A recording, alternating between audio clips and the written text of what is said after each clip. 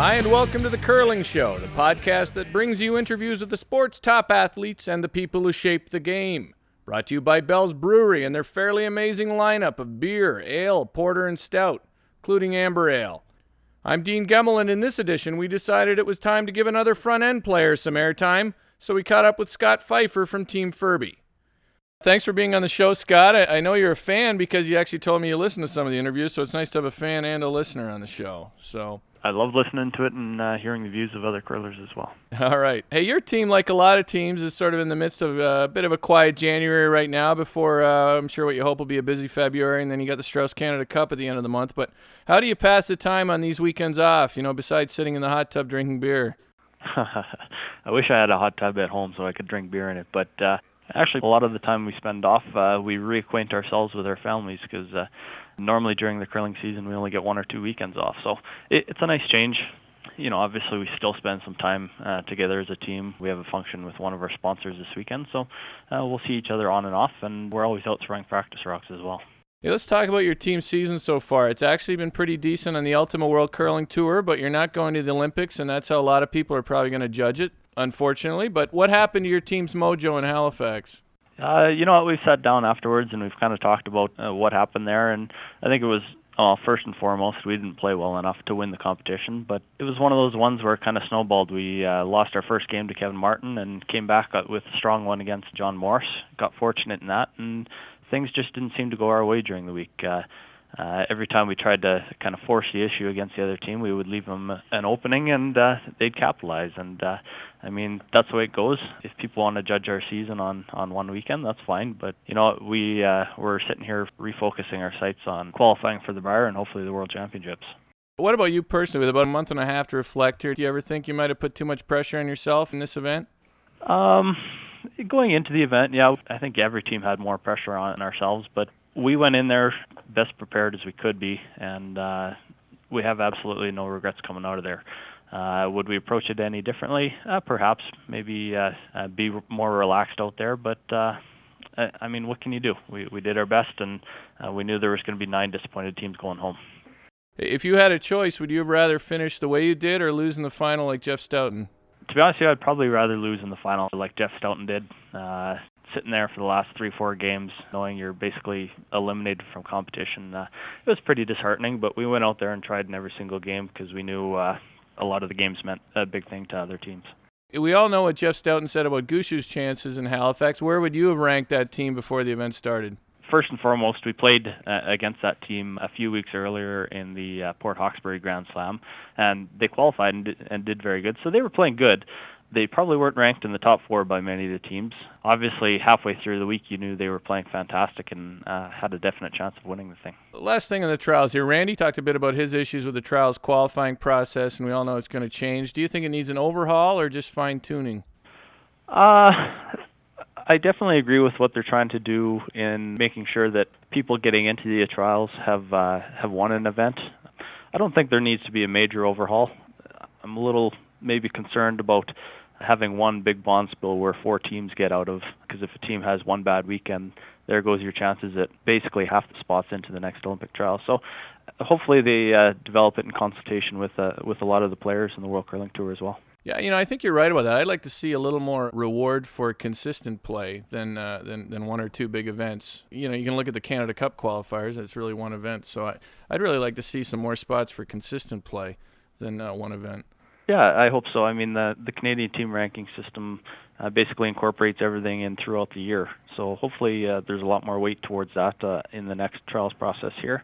And I have to say I'm not opposed to not everyone going into the next trials on an even level. If a team has excelled way more than the other 7 or 8 teams there, that they have some advantage going into the week.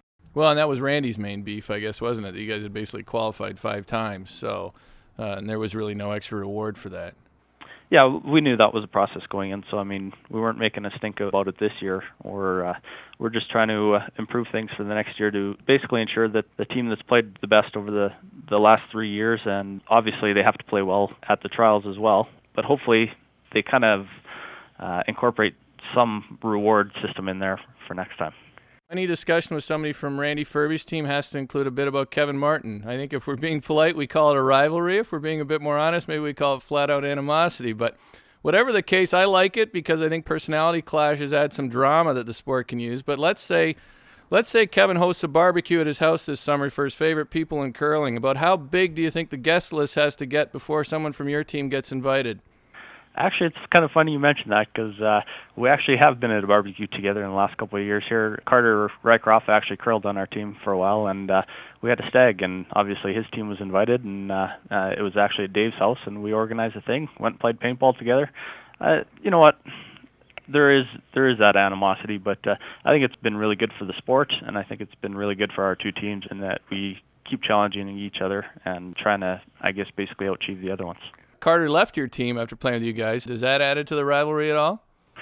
Oh, I think so a little bit, but I think that change basically made our team better in that we brought Marcel in, and I think it made Kevin's team better in that they got Carter. So I think that move, even though at the time we weren't too pleased, worked out best for both teams. Okay, hey, you won a Canadian junior title throwing skip rocks. Where do you see yourself, say, in 5 years? Can you see yourself skipping or throwing last rock on a tour team? You know what? I really enjoyed doing that, playing back end. So one day I think, yeah, I'd like to give it another try. But if our team stays together, I have no reason to even think about that right now. So our goal is hopefully to make sure that all four of us are available for a run at the 2010 Olympics. And then after that, we'll have to evaluate. I mean, that's still 4 years away, so I have no idea whether I'll still be curling after that anyways. Okay, if you get to the Olympics in 2010, would you have your son's middle name legally changed to Vancouver? No.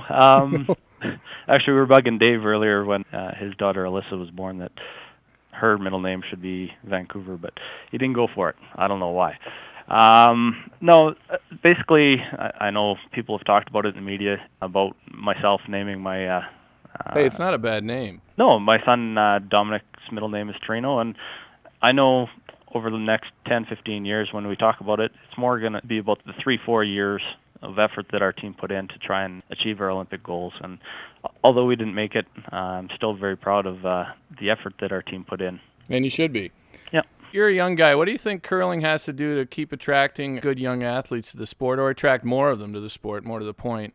Well, I think there's two things. You look at all these junior curling clinics that are being put on by the World Curling Tour at these events, and we've gone to quite a few at other clubs just to help people out as well. So there has to be some way to get those curlers or keep those curlers interested in the sports. And you see the Canadian University Curling Championships. You see in Alberta, at least now, they have a juvenile section and a junior section. So you're basically progressing in stages. So you're not 12 years old and competing against people that are 20, because I think that kind of discourages people away. And obviously the development of these big money events with the Grand Slam has been a great precursor, and hopefully kids will watch that on TV and see teams like Brad Gushu and John Morris, young teams that are able to be very successful at a young age, and hopefully they continue on as well. Weren't you playing in a Alberta junior finals when you were like 14 and things like that?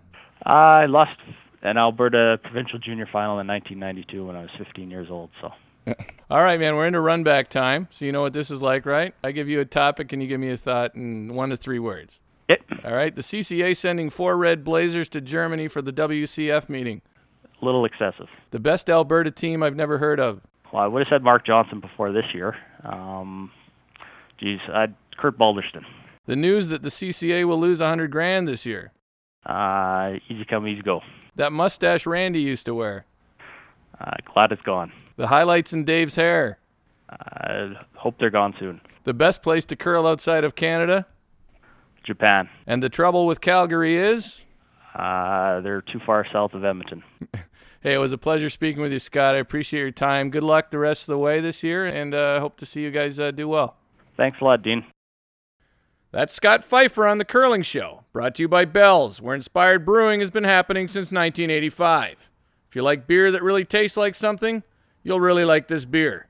Thanks for listening. Here's more of that ironic metal from Black Pudding. Ooh.